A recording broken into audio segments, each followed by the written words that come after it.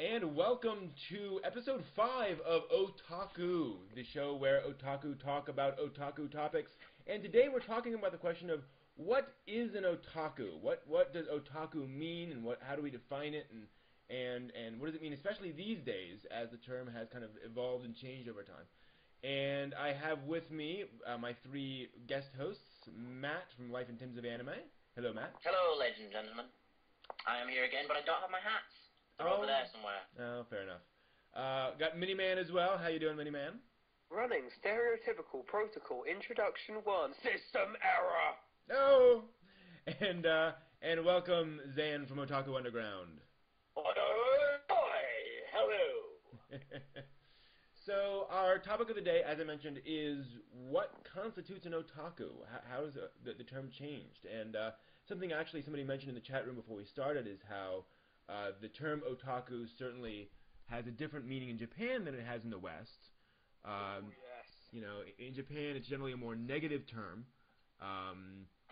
and over here in the West we've kind of appropriated the term and we use it more as to mean kind of like a fan, maybe a more obsessed than normal fan, but definitely a fan, and something I would say fairly innocuous these days. But then, I mean, the other question is, you know, we have such a wide range of fandom. We have folks who only watch one show, Naruto, and folks who watch a wide range of stuff. So, what does otaku mean these days? I'm really unsure. I think it's very similar to the whole classical argument that there's so many branches of it. It's hard to specifically put a definition on it. Again, in the West and in the East, it's got a totally different meaning. In the East, it's got a specific meaning, obsessed. You know, that's what it means, or the word means. I think, as far as I remember. But in the West, it's a foreign word, so it doesn't have a meaning to us. Mm-hmm. You know, we've taken it on into our own zeitgeist. Yeah, and it's very true. Over in Japan, you know, you can be a military otaku. You can be a train otaku. So yeah, definitely. What was that, Zan? Yeah. So yeah, it is weird. So I mean, I guess one of the questions is, you know, can you be a fan of just Bleach and be an otaku? Well, I guess it depends how much of a fan you are. I don't know, because I consider a difference between fanboy and otaku, and I'd say that's a no. Here's what's interesting, I have to say. Otaku originally, back in the old days, Edo, Japan, back in the days of Edo, Japan, otaku meant house. Right. That's what it originally meant. Yeah. And they eventually developed and became obsessive. And the weird thing is that otaku, like anime and manga and, you know, hentai otaku, or basically just called otaku. You know, they are called anime otaku or actually, there is a term manga otaku for manga otaku. But like they're just called otaku. They're just called obsessive, and I think that's trying to be more of a derogative term. I would say, however, on the discussion that there is such a thing as well, at least in my opinion, there's such a thing as one show specifically, otaku. For example, there's Kamen Rider otaku out there, but that then again, Kamen Rider is very branched out, unlike Bleach or Naruto. So Naruto I'd call fanboys until it gets more breached out. Like you can call there's Star Trek Trekkies. Right. That's a Star Trek otaku. There's I don't know what you would call Star Wars otaku, but yeah. One subject that I find interesting that we should talk about today is that a lot of Americans, it's been kind of a quiet debate about whether we should use the word otaku, because some of us are like, it's offensive, we shouldn't really do it, and some of us just like to embrace it and take it in. However, it's also kind of offensive. Like, for example, my little sister refuses to use the word otaku, and she totally loves it. She has cosplay that she has different cosplay for every convention that we go to every year. Wow. She's been to every convention that I've been to, and you know she watches new anime and manga. But she refused to call herself an otaku. She would rather call herself like an anime lover, even though that's really hard to say in a sentence. So it's just very interesting debate. Yeah, absolutely. I mean, there's that whole question of what does the term mean, and also I mean, there's a big difference too between what otaku means for us versus what it means for the public at large. There's a big difference between calling yourself a geek to other geeks and saying that in a business context. I don't really like to self-define myself as a geek in the working world. And same thing with otaku. So there is that question. What do you how do you define it and to whom? Now, I think amongst otaku, there's really no problem calling yourself an otaku because everyone kind of knows what that means. But yeah, out in public, I mean, I would say it is a big question. I mean, is it worth using that term, or is it easier to say anime fan, a manga fan, or J-pop culture fan? You also have the problem that you tell someone who's not into it, you're an otaku, they say what? And you have to explain the term anyway. Well, with the media, the media that is, the what gets what you ends up putting them out as a derogatory term.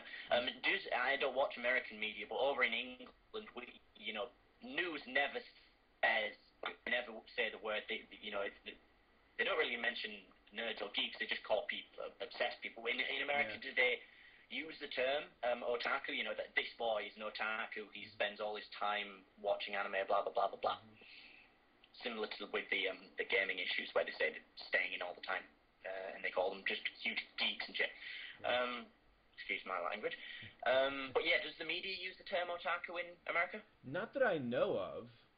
No. It's usually fan of Japanese animation. Things like that. And again, I think the term has not hit mainstream really. We had a long, hard road to make anime and manga mainstream, and I think otaku hasn't made it there yet. Yeah. Which is fine.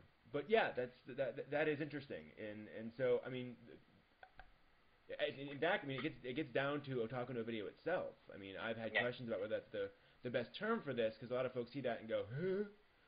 And a lot of new fans just don't necessarily know the term, so it is weird. It took me a while to understand what otaku. I embrace the word otaku. Actually, anyone ever asked me, I don't have to explain it all the way sound otaku because I like just saying that because A, it sounds foreign, and B, it's cool. But we had this debate on Anna Views a while ago on the now dead forums. I'm just looking at it here, and it was actually what should I classify myself as, anime fan or otaku? And the interesting answer here I got from one of the people is, the way I see it, to like anime is to be an anime fan. When it evolves to a point where the person truly believes anime to be a very important part of their life, that's when I consider a person to be otaku. I like that definition. For example... Well, no, go ahead. For example, I used to be just an anime fan when I started all that sort of thing. And now I've got the inspiration to try and make films. I'm trying to be a director, and I'm trying to be, and the reason I'm trying to be a director is to give anime that new leash of live action. So therefore, by that definition, I'm otaku.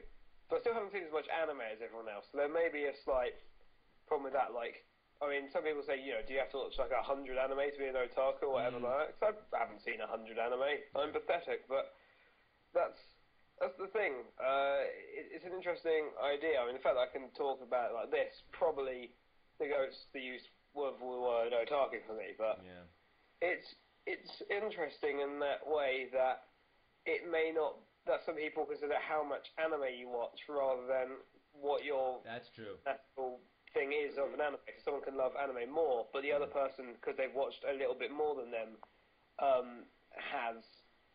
is more of an otaku. That's a very important point. Go ahead. Just to bring back something that Miniman said earlier, the thing about just watching Bleach. It's not, and again, it's not about how much anime you watch or how much of it you do. It's how into it or how much you think about that kind of thing. With Bleach, how much merchandise do you own? How many of the DVDs do you own? Do you buy the special edition DVDs? That kind of thing. It's not a measure of exactly quantity, just you can't really say quality, but the quality of your obsession. How clean is it? Do you bathe your obsession? My obsession does not feel fresh. We must now wash our obsessions. Anyway, wow. Wow, yeah. Wow. Very odd thing to say. But yeah, it's how much you. Again, I keep saying how much, and I'm saying it's not quantity. Yeah. But it's the power if of it's love. important to you. Yes, the power of love. Well, how important is it to you? Yeah. How important is Bleach to you? You can be if you want to call it that, a Bleach otaku or a Naruto otaku. It's just being a Bleach otaku would be exactly like being a Trekkie, as Dan brought it up. Trekkie fans might not be into much else other sci-fi. They might specifically only like Star Trek, but they'd still be considered a sci-fi geek. Yeah. It's just they prefer to call themselves a Trekkie. Yeah. Like with Bleach, they're still an anime fan because they're watching Bleach. It's an anime. But they prefer to call themselves, a Bleach aficionado or a Bleach. I don't know. They've got their own term for it, and that would be, in this case, a lot of the time, otaku. Yeah. Well, although admittedly, if there's someone who was just watching Bleach and still watching the latest episodes, I'd give them one term: forgiving. I hear that. But yeah, I mean, and that actually gets to an interesting side effect of that, which is there are a lot of folks who watch a lot of anime that I don't really consider to be otaku, because all they do is just watch anime. Basically they will watch like every anime every season, and then just kind of forget it, and it's just kind of they're just going through all this anime, so they can say they've gone through all this anime. They don't really analyze it. They don't really think about it. They just slam through a whole bunch of stuff. They don't really own much. And I don't consider that to being like a true fan. Fans care about it. Fans are actually, putting passion into it. And you see these folks who watch like everything and don't care about it. And a lot of them, may have lost their appreciation for it. And that's just kind of sad. Well, could you consider them a casual otaku? Well, that's the thing. I mean, because they're still watching a load of anime. They're still watching all this anime. They have to have some sort of dedication to it to bother watching it. Obviously, they like it, so they're watching it. So you could, I guess, maybe call them a casual otaku. Yeah, maybe. I mean, that would go against the original term of obsessive, because you can't really be casually obsessed. Yeah. But again, in the Western side, it doesn't exactly mean obsessed. It just means something. Yeah. So maybe you could have a casual otaku, because you could be a casual hobbyist, and being a fan of anime is technically a hobby. Yeah. So you can be a casual hobbyist. So true. And actually, I wanted to go back to the question about being an otaku of a particular show. I mean, there are certainly Evangelion otakus. There are certainly folks who have gone so deep into Evangelion and all the lore and all the background and all the information about the show that you consider them to be. Evangelion spreads out, though. Well, that is true. That is true. There's so much there to, so many little secrets to uncover, if you will, in terms of the history of it and so forth. I'm saying it's kind of hard to be a Fooly Cooly otaku just because it only comes out. It's a great series, but there's like so many unexplained answers. I mean, I guess from there on you could like expand the universe of novels and such. Yeah. But still, it's like very small time frame to explain the whole world. Yeah. Not when there's fan fiction involved. Obviously, fan fiction isn't legitimate. It's not. But people that write fan fiction and expand the universe themselves. By the novel. Yeah. Yeah. And there are certainly folks who've gone deep into a particular. I remember way back in the late '90s when the internet was really starting to form as a place for otaku or whatever we'd call them, where you'd have these huge fan fiction sites, and I'm sure that they still have them. But folks would spend all their time writing Ranma 1/2 fan fiction, and reading Ranma 1/2 fan fiction. There would be these whole communities centered around, specific Ranma 1/2 fan fiction storylines that different people would write. And it was just this whole little world. And I'm sure those folks would watch other anime as well. But there are certainly folks who really focus in on one particular show, but I agree that that's not exactly being that's not particularly otaku. And actually, one of the other questions is something you guys alluded to is there's also the question of what else you're into. I think part of being an otaku means you're really into anime and not much else. Yeah, that's kind of what I want to bring up. Is that basically here in the Western side of the world, I think the media would probably call us geeks, because geeks is basically the generalization of everything that's not really socially quite accepted. Right. Gaming, Star Trek, Star Wars. It's not quite there. It's getting better, at least for gaming side, but it's not quite there in terms of being fully embraced. So yeah, they're probably just called geeks is the thing. And liking other things. Really, it's just like what you want to be called. Like, if you like anime and you like gaming, but you would rather be called a gamer, that's fine. I mean, I keep bringing this up, but like back in the day at high school, I was president of a gaming club, and I was a gaming and anime club. And I was more the president of the gaming side, while another girl was president of the anime side. However, in the end, I'd have to say that I'm an otaku, because most of the money that I spend on games is on anime games, just to see how good it is. Yeah. Well, that's the thing, isn't it? I mean, because, we've seen that otaku can also mean, because otaku has been known to sort of symbolize Japanese gamers, otaku has been known to symbolize, people who are manga fans.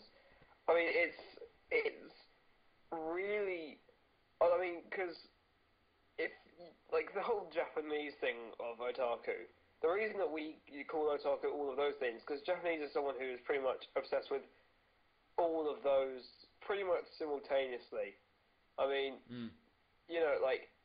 I started watching this, but, if you want to see a completely typical Japanese stereotype of an otaku, watch Densha Otoko, because that will tell you immediately, it's a guy who, I can't remember, they did a joke description at one point. I think it was like, the man who gave in to the ero moe of the ultra anime form, is what they say on one of the episodes. Hell yeah. But, I mean, that's the thing, because, in Japan, it means that you're obsessed with pretty much all of those things. You're obsessed with the Japan pop culture thing. So what happens is, as it goes into the West, we weaken it, but even though we always pin it on anime, because that's the one Japanese form that everyone who is an otaku seems to know, it still technically counts to gaming and to manga. So that means that some guy who plays Bayonetta, BlazBlue, Ninja Gaiden 2, the Japanese, Final Fantasy 13 in Japanese, whatever, he can count as an otaku. So you can't bridge those people out as well, because what constitutes an otaku is even wider than we originally thought. Because the thing is that all these people can still constitute. And a lot of people seem to overlook that, an obsessive Japanese gamer can still constitute an otaku. So, despite the fact I possibly do more Japanese gaming than I do anime, it doesn't make me any less of an otaku. Although AMV creator is also a nice thing I like to call. True. And it's again, one of the interesting things about otakuism right now is that we have a wide variety of otaku. You can absolutely be way into games and be an otaku. Go ahead, Sam. Hello? Right. Sorry. Anyway, what I was saying was, hang on.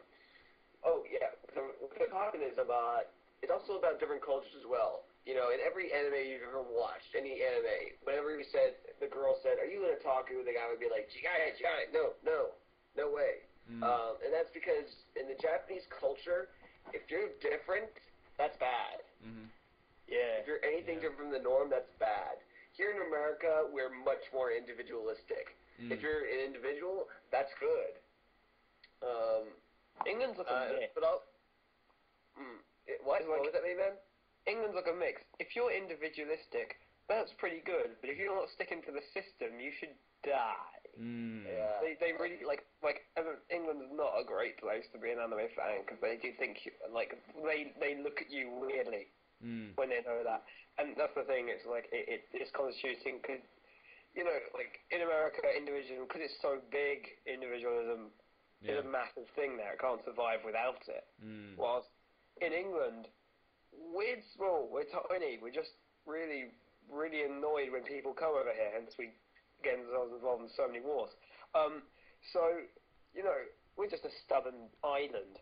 So with England, because it is so small, we don't have room for many minorities not exactly minorities, that's probably a very wrong word, but in America, you don't have room for different fans of different things. In anime, in England, we're so small, and we consist of one thing, chaps.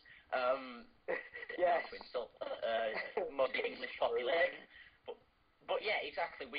It's either you're polar opposites in England. The minorities. There's never any interconnection with us.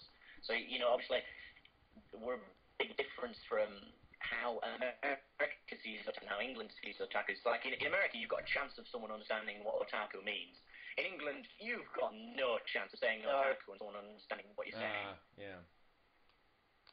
That's an interesting. That's always why I keep saying I'm an otaku, because then people think I'm different. Yeah, and that's an important cultural thing. Is that just anime fandom is very different in different cultures. Apparently, being an anime fan in certain parts of Europe is okay. Everyone's used to that because they've had World Masterpiece Theater anime being shown on television for decades. So it's kind of a different thing than it is. It's still not quite the same, but yeah. Spain's a good place for anime fans. Okay. Spain, I went on holiday with there once, and they do have a lot of anime. I brought it up on the show before that Spain loves Shin-chan. They Spain and Germany. Go ahead, Sam. Yeah, they have Blackjack. Blackjack. Okay, interesting. They have Blackjack. Yeah, check the anime manga. They have a lot of stuff that we have translated. It's pretty. Yeah. Well, we have Blackjack now, but German otaku are really hardcore. German otaku are pretty much on sync.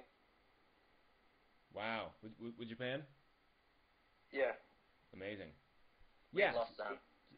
So that is interesting. Is that there's just a lot of there are different cultures, and so otaku probably means different things in different cultures, or can mean different things. But again, we still have that problem that if you're in Germany or England or the U.S., still that term is going to be foreign to most people you meet. Yeah. Yeah.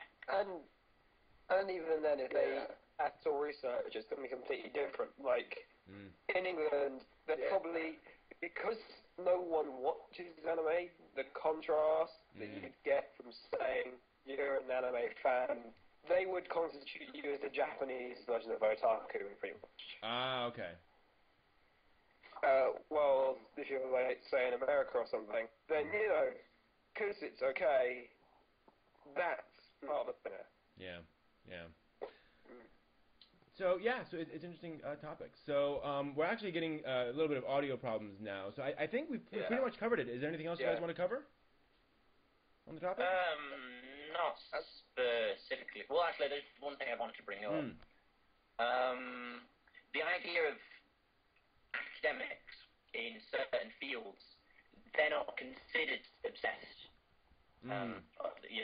Similar to an academic in anime would you consider them an otaku?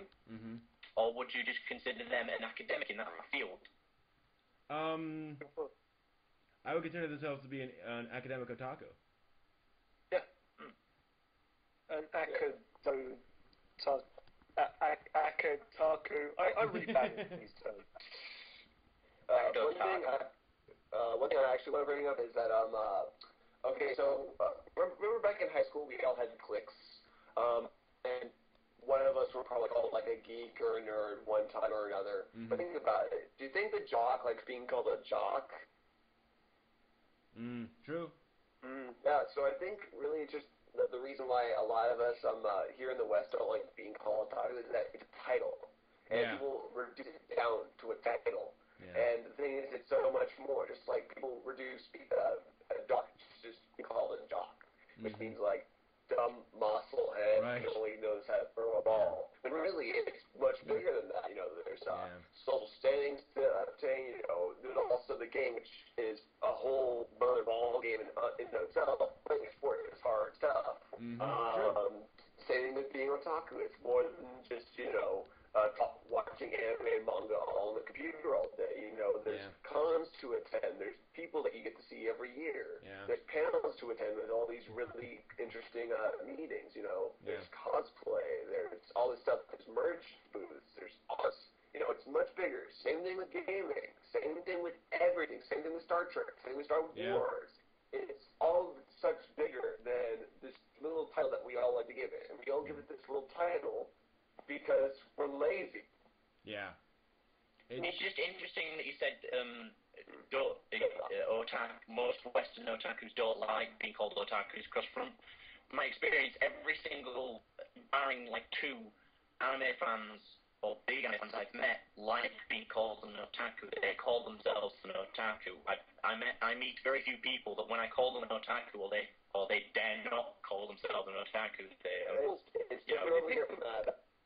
No, I mean, I'm talking about American people. I'm talking about American people I've spoken to online. Really?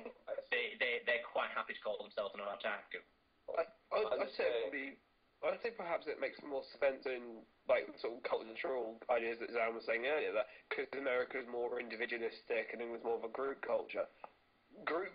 In England, when people get given this title of more audio problems. But yeah, it's a very good point. Is that in various countries, otaku means now. Granted, I mean, in high school, getting back to Zan's point, I think when you're in high school, those labels can hurt. And we tend to have a lot of those, that idea that we form into these cliques that are very specific to who we are, even though that's kind of silly.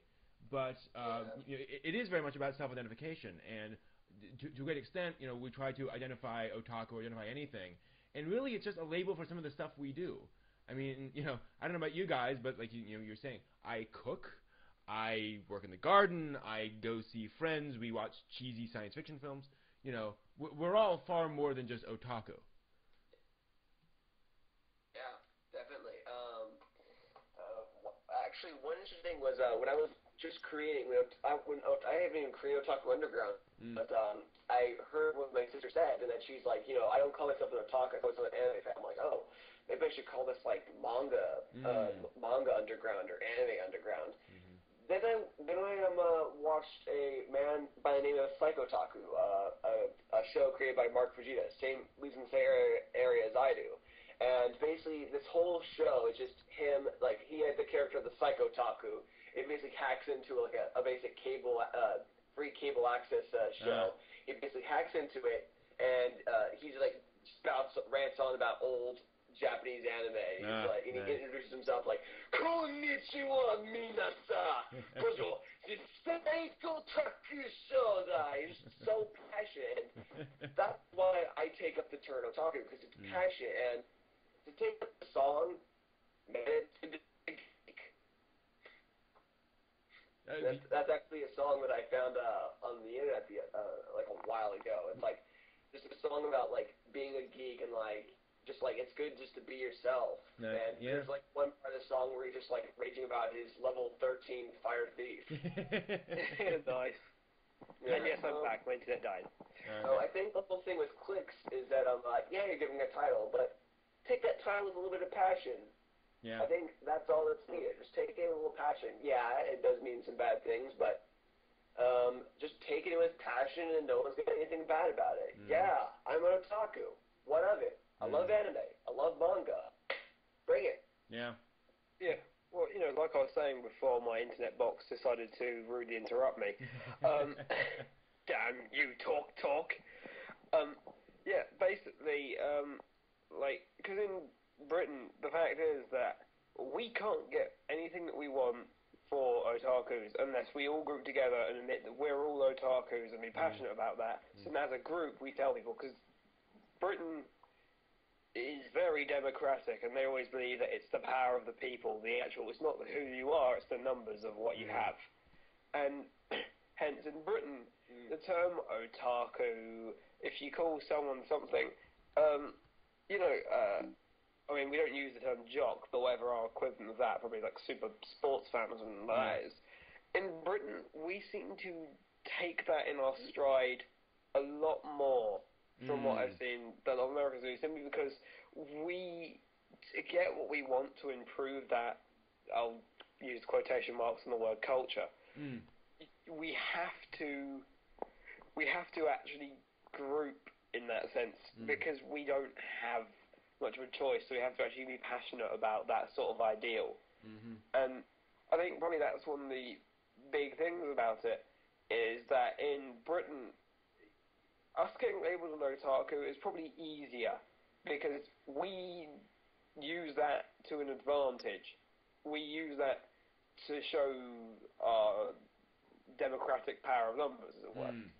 Because Britain is all about democratic power of numbers. It's just, I mean, I'm not trying to completely stereotype us, but it is true. Okay.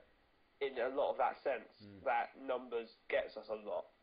And in that sense, it may make sense that Americans don't want to label themselves as otakus as much, because they don't necessarily need that. They don't need that group to actually get anywhere. Hence, British otakus, and Britishness or something, rather than considered weird, that's because we're just different to that group, and we have the group. Yeah. And that is an important thing, too, about, that's, I think, very different for American fans, is that American fans, also, I think they don't feel quite as much of a need to self-organize into groups. I think because we are kind of individualistic, we will do that, but it's not quite as much of a cohesive fan base as it is in other places. It's unfortunate. It's also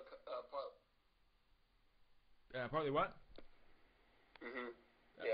It's also probably because lag. It's also probably because that we're in America, at least over here in the Bay Area, we're all kind of afraid of each other. Like, we all, just, take an eye at each other and just, keep on doing what we keep on doing. No one really interacts with anyone around here, here in the Bay Area. It's just on with your business and just leave me alone. Yeah. Yeah, that's an important part of America. It's really weird, actually. Yeah. But, that's the life we live in. In England, everyone interacts with you unless you're a teenager, in which they're afraid.